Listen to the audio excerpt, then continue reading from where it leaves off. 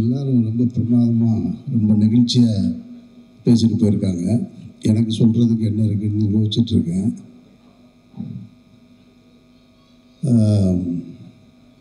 ரஞ்சித்திலேருந்து தொடங்குறேன் நான். ஆமாம்,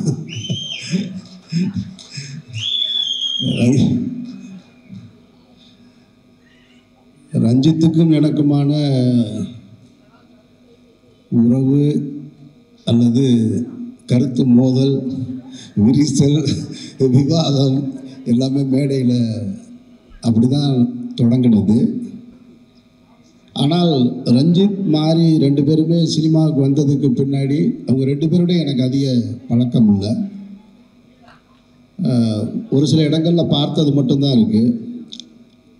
ஆனால் அவங்க 2 பேருடைய சினிமாவுடைய வரவை ஆராதித்து கொண்டாடினதில் நான் ஒருத்தன். அவங்க 2 பேருடைய வெற்றி வந்து அது என்னுடைய வெற்றியாக நான் பார்த்தேன். பல இடங்களில் அவங்க 2 பேருக்காக நான் விவாதம் செஞ்சுருக்கேன், சண்டை போட்டிருக்கேன். அப்படி இருக்கும்போது ரஞ்சித் ஒரு முறை என்ன அவர் படத்தில் நடிக்கிறதுக்காக கேட்டிருந்தார். அவருடைய ப்ரொடக்ஷனில் ரொம்ப முக்கியமான படம். என்னுடைய அலுவலகத்துக்கு வந்து அண்ணா நீங்கள் நடிக்கணும் அப்படின்னாரு. சரி ஓகே, என்னோடய அசிஸ்டன்ட் தான் கதை சொல்லுவான் அப்படின்னு. சரி கதை கேட்டேன், எப்படி இருக்குன்னாரு. என்னோடய ஒப்பீனியனை சொல்லிட்டேன் நான். ஆனால் அந்த படத்தில் நடிக்கலை நான். ஆக்சுவலாக தண்டகாரண்யம் அது மிஸ் ஆயிடுச்சு. அது அவங்க பேசிட்டு போன டைமுக்கும் அந்த படம் தொடங்கினதுக்கான காலகட்டம் கொஞ்சம் தள்ளி இருந்ததுனால நான் அதுக்குள்ளே என்னுடைய இறைவன் பெரியவன் ஷூட்டிங் கிளம்பிட்டதுனால பண்ண முடியலை. ஆனால் அதே ரஞ்சித்துடைய ப்ரொடக்ஷனில் மாரி செல்வராஜ் வந்து நடிக்கணும்னு என்கிட்ட கேட்குறாரு. மாரியே நான் முதல்ல பார்த்தது வந்து ஈழப்பிரச்சனையில் நானும் அண்ணன் சீமானும் கைதாகும்போது அப்போ ராமுடைய அசிஸ்டண்டாக வருவார். அப்படி பார்த்த மாரி செல்வராஜ். அந்த மாரி செல்வராஜ் அதுக்கு பின்னாடி பரியேறும் பெருமாளில் பார்க்குறேன். பரியேறும் பெருமாளுடைய அந்த முதல் படத்திலேயே தன்னை யார் அப்படின்றத ரொம்ப அழுத்தம் திருத்தமாக சொன்ன ஒரு இயக்குனர். அவருக்காக ஒரு சின்ன விழா கூட எடுத்தோம். நான், இயக்குனர் பாரதி ராஜா சார், வெற்றிமாறன் எல்லாருமே சேர்ந்து. அந்த மாதிரி செல்வராஜ் வந்து இப்போ என்னை வந்து நடிக்கணும்னு கேட்குறாரு. ரஞ்சித் அண்ணன் தான் ப்ரொடியூசரு, நீங்கள் நடிக்கிறீங்களான்னு. நான் டைரக்டராக இருந்து நடிக்க வந்தாலும் எனக்கு விருப்பமான அல்லது என் மனதுக்கு நெருக்கமான ஏதாவது இருந்தால் தான் நடிக்கிறது. நடித்தே ஆகணும் அப்படின்ற எந்த கட்டாயத்திலையும் நான் இல்லை. அதனால் மாறி கேட்கும்போது எனக்கு அந்த நம்பிக்கை இருந்தது. ஏன்னா மாறி போன்ற ஒரு இயக்குனர்கள் தமிழ் சினிமாவுக்கு அவசியம்னு அடிக்கடி நான் சொல்லிக்கிட்டே இருக்கேன். நான் இருந்துக்கிட்டே இருக்கணும். மாரியும் சரி ரஞ்சித்தும் சரி, 1000 எதிர்ப்புகள் வந்தாலும் உங்கள் படைப்புகளை நீங்கள் தொடர்ந்து செஞ்சுக்கிட்டே இருக்கணும். அதுக்கு என்னை போன்றவர்கள் உறுதுணையாக இருப்போம், பக்கத்திலே இருக்கும். அது எதை வந்தாலும் பார்க்கலாம், சண்டை செய்கிறோம், அதில் ஒன்றும் மாற்று கருத்தே கிடையாது. இப்போ மாறி கேட்டு கதை சொன்னார். கதை சொன்ன உடனே அவர் ஒரு கதை சொன்னார். சொல்லிவிட்டு இது நீங்கள் பண்ணால் நல்லாயிருக்கும் சார்னார். சரியாக வருமா மாறின்னு? சரியாக வரும் சார், பண்ணுங்கள் சார்னாரு. சரி ஓகே பண்ணலாம் மாதிரி அப்படின்ட்டு. அப்புறம் போயிட்டு திருப்பி ஒரு 2-3 வாரம் கழித்து வந்தார். 2-3 வாரம் கழிச்சு வந்துட்டு, சார் நான் சொன்னேன், ரஞ்சித் அண்ணன்ட்ட பேசினேன், அப்புறம் பார்த்தேன், அப்படியே அது எப்படி இருந்தால் நல்லா இருக்குமாடா, இன்னும் கொஞ்சம் அதை மாற்றுறான்னு சொன்னார். திருப்பி வந்தார். திருப்பி வந்து எதையோ மாற்றிருக்கேன் அப்படின்னு சொன்னார். நானும் அப்புறமா அப்படியா சரின்னு கேட்டுக்கிட்டேன். அவர் முதல்ல என்ன சொன்னார்ன்றது என் மைண்டில் இல்லை, 2வது என்ன சொன்னார்ன்றது என் மைண்டில் இல்லை. நான் நடிக்கணும்னு முடிவு எடுத்துட்டேன். இப்போ வெற்றிமாறன் கேட்ட உடனே எப்படி நடிக்கணும்னு ஒத்துக்கிட்டேனோ அதுபோல் மாறி கேட்ட உடனே நடிக்கணும்னு நான் ஒத்துக்கிட்டேன். அவ்வளோதான், அது என் மைண்ட்லேயே ஏறிடுச்சு. அவர் என்ன சொல்கிறாரு சொல்லலைன்றதெல்லாம் அப்புறமா அந்த படப்பிடிப்பு தொடங்கும்போது சில பிரச்சனைகளில் அப்போ நான் இல்லை. அப்புறம் படப்பிடிப்பு ஸ்டார்ட் ஆகிடுச்சு. திரும்ப ரொம்ப நாள் கழிச்சு ஒரு இடம் ஃபோன் பண்ணுறாரு. சார் என்ன சார் போகலாமா சார் அப்படின்னாரு. என்ன மாதிரி விளையாடுறீங்களா நீங்கள் எப்போ ஜனவரி பிப்ரவரியில் கேட்டீங்க, இப்போ திடீர்னு வந்துருக்கீங்க, நீங்கள் ஷூட்டிங் போயிட்டீங்கன்னு கேள்விப்பட்டேன். சார் இல்லை சார், அது அப்படியே தான் இருக்குது, நீங்கள் தான் வரணும், நீங்கள் தான் நடிக்கணும் அப்படின்னாரு. சரி மாதிரி வர்ற மாதிரி அப்படி தான் மாறி கூட இந்த படத்தில் நான் ஜாயின் ஆகிட்டேன். இப்போ அவர் ஒரு டைரக்டரு, அந்த படத்தோட கதை பிகினிங்லேருந்து எண்டு வரைக்கும் அவருக்கு தெரியும், சேஞ்சஸ் தெரியும், எல்லாருக்குமே அப்படி தான். அப்போ என் படத்தை கேட்டிங்கன்னா எனக்கு தெரியும். நான் அவர் சொன்ன எந்த கதையும் எனக்கு ஞாபகம் இல்லை. அந்த கேரக்டர் மற்ற விஷயங்கள் மட்டும்தான் ஞாபகம் இருக்குது. ஸ்பாட்டில் என்ன பண்ணுவாப்புலன்னா மாறி நான் அந்த கதையை முழுசாக ஞாபகம் வச்சுருக்கிற மாதிரியே நினச்சி சொல்லுவாப்புல. சார் அந்த இருக்குல்ல சார், அந்த சீன் அது இருக்குல்ல, அதுக்கடுத்து இதுவும் பார்ப்பல. நானும் தெரிஞ்ச மாதிரி சரி சரி சொல்லுங்க எதுவுமே எனக்கு ஞாபகம் இல்லை. மாறி என்ன சொன்னாரோ அதை செஞ்சுருக்கேன் நான், அவ்வளவுதான். இந்த படத்தில் எப்படி வட சென்னையில் அந்த ராஜன் கேரக்டருக்கான வெற்றிமாறனை சேருமோ, இந்த பாண்டியராஜனுக்கு ஏதாவது ஒன்று வந்ததுன்னா அது மாரி செல்வராஜுக்கு தான் போச்சு. அது எனக்கு அதுக்கு எந்த தொடர்பும் இல்லை. மாரியும் ரஞ்சித்தும் என் மேலே வச்சிருக்கிற அன்புக்கு நான் நன்றி ரொம்ப. ஏன்னா மாரி நான் எப்போ எமோஷனலாக ஆகிற ஆள் கிடையாது, ரொம்ப ஸ்ட்ராங்கான ஒரு ஆள். மாரி அதை சொல்லும்போது அவர் எதிர்பார்த்ததை விட கூடுதலாக அந்த கேரக்டர் பண்ணியிருக்கேன், நான் பண்ணியிருக்கேன்னாரு. அது அவர் தான் அதை வாங்கியிருக்காரு. அதனால் மாரிக்கு தான் அந்த கிரெடிட் போய் சேரும். அதுக்கப்புறம் துரு, உங்களுக்கெல்லாம் இந்த துருவை எப்போ தெரியும்னு தெரியல. நான் பார்த்தது இந்த உலகம்னு 99 பார்த்தேன் நான் வீட்டில். சினிமா எவ்வளோ விசித்திரமானது அப்படின்றத இந்த ஸ்டேஜை வச்சு என் மைண்டுக்குள்ளே ஓட்டி பார்க்குறேன் நான். அவங்க அப்பாவும் நானும் ரொம்ப நெருங்கிய நண்பர்கள். அது யாருக்குமே தெரியாது. சினிமாவில் எங்கேயுமே அதை பற்றி நாங்கள் பேசிக்கிட்டதுமே கிடையாது. அவருடைய உழைப்பு என்னன்னு பக்கத்தில் இருந்து பார்த்தவன் நான். சேது படத்தில் டே 1லேருந்து பூஜையிலேருந்து ரிலீஸ் வரைக்கும் பார்த்தவன் நான். சேது வெற்றிக்கு அப்புறமும் பக்கத்தில் இருந்து பார்த்தவன் நான். அப்போல்லாம் துருவை போய் பாருங்க, 2 வயசு இருக்குமா துருவ அப்போ 99ல் 2 வயசுலனா 3 வயசு.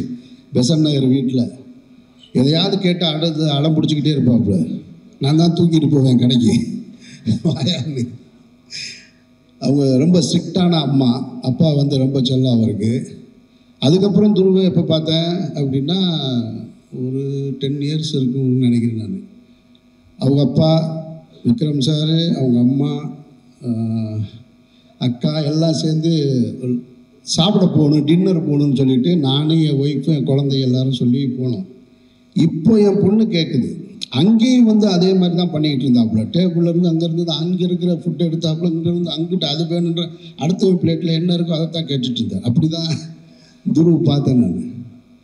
அதுக்கு பின்னாடி யூஎஸ் போயிட்டார், படிச்சுட்டு வர்றாரு.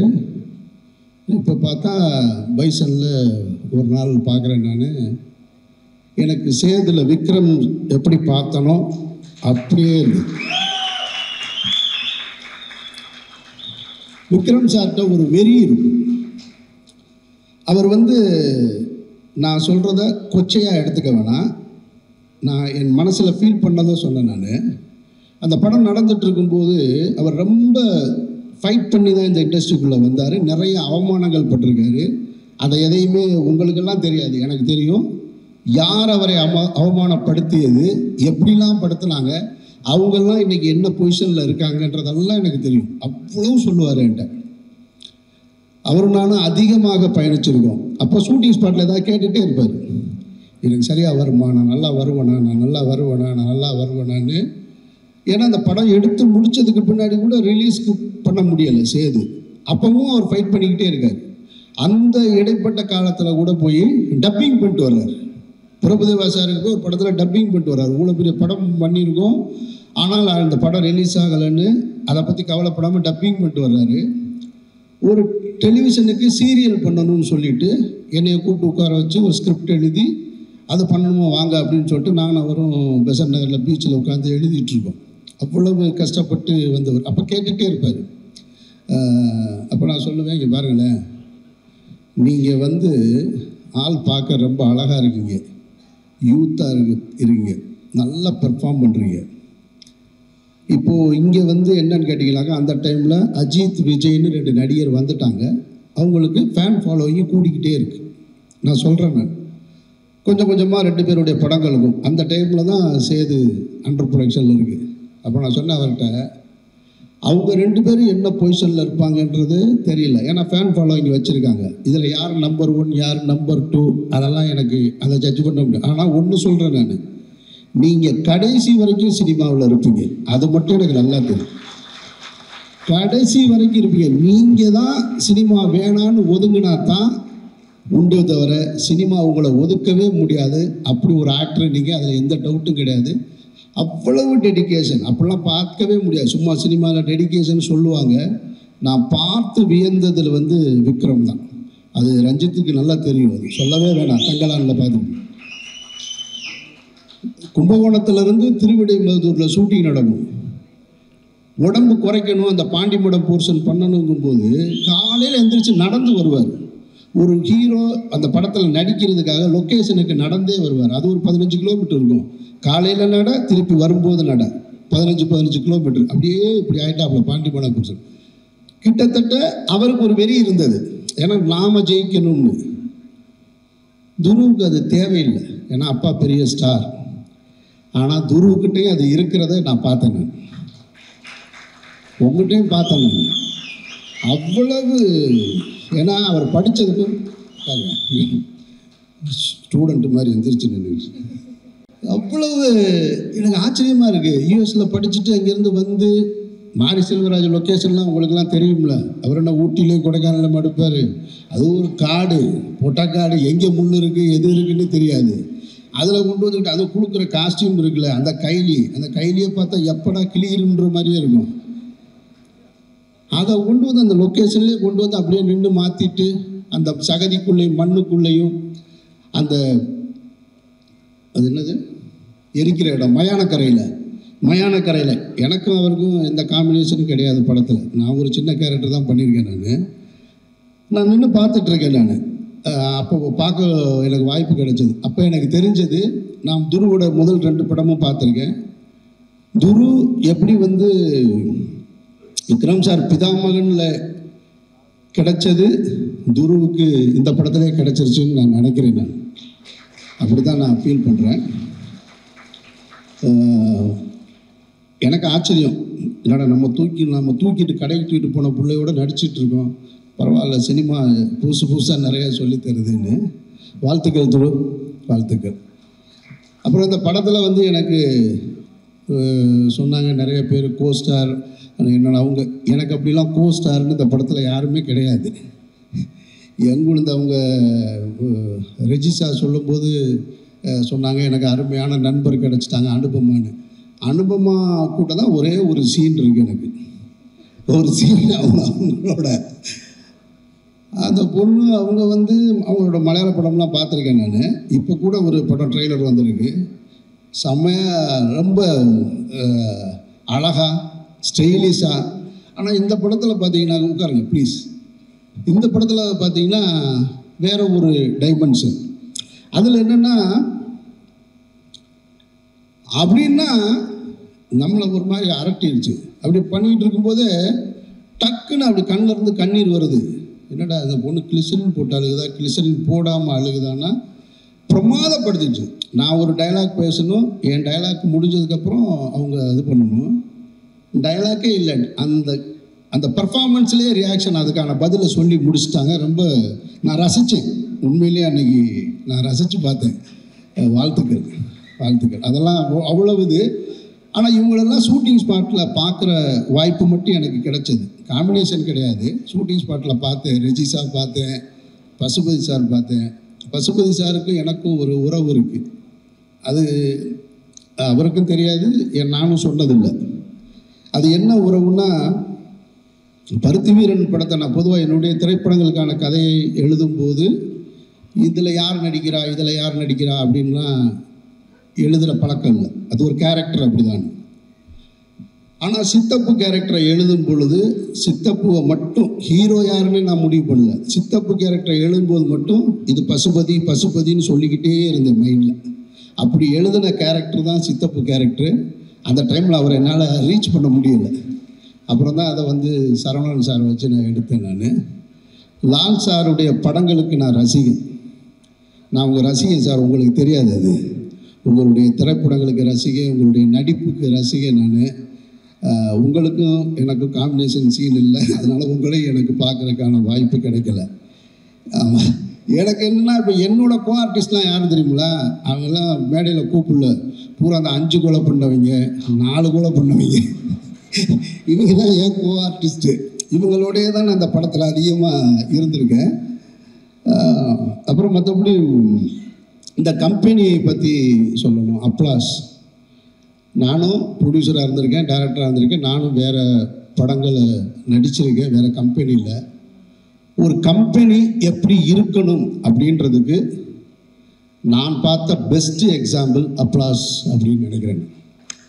அந்த டீமோட ஒர்க்கு, அவங்க ஆர்டிஸ்ட்டை அப்ரோச் பண்ணுறது, அவங்க ஒவ்வொரு ஷெட்யூல் போடுறது, ஒரு ப்ரோக்ராமை எப்படி நடத்தணுன்றது, உண்மையிலே தமிழ் சினிமாவில் இப்படி ஒரு கம்பெனி எனக்கு தெரிஞ்சு நான் பார்க்கல. நிறைய இருந்துக்கலாம், எனக்கு தெரியலை. எனக்கு தெரிஞ்ச அப்ளாஸ் இருக்குது. வாழ்த்துக்கள் உங்களுக்கு, இதே மாதிரி நீங்கள் தொடர்ச்சியாக இருங்க. அப்புறம் மாரியுடைய படங்கள், அவருடைய பேச்சு, அவருடைய சினிமா எல்லாம் எல்லாருக்குமே தெரியும், நான் சொல்ல வேண்டியதில்லை. ரொம்ப சீரியஸாகவே இருக்கும். ஆனால் எனக்கு ஒரு ஆச்சரியம், மாரிக்குள்ளே ஒரு ஹீரோ, ஒரு ஒரு ஒரு ரொமான்ஸ் இருக்கான்னு ரெஜிசா சொல்லும்போது தான் எனக்கு தெரியுது. அவங்க தண்ணிக்குள்ளே விழுந்தாங்கன்னு உடனே கூலிங் கிளாஸோட கூச்சிருக்காரு அப்படின்னு. ஏன்னா அவங்களுக்கு நீச்சல் தெரியாது, எனக்கும் தெரியாது. இப்போ ஒருவேளை எனக்கு அந்த சீன் இருந்துச்சுன்னு வச்சுங்க, நான் விழுந்துருந்தேன்னு வச்சுங்க, டே அசிஸ்டண்ட்டை கூப்பிட்டு அப்படியே அவன் என்ன ஆச்சுன்னு பாடுறான், ரொம்ப நேரம் ஆச்சு உள்ளே போய். ஆனால் உண்மையிலே இது வரைக்கும் தமிழ் சினிமாவில் எம்ஜிஆர் கூட செய்யாதது கூலிங் கிளாஸோட குதிச்சது நீங்கள்.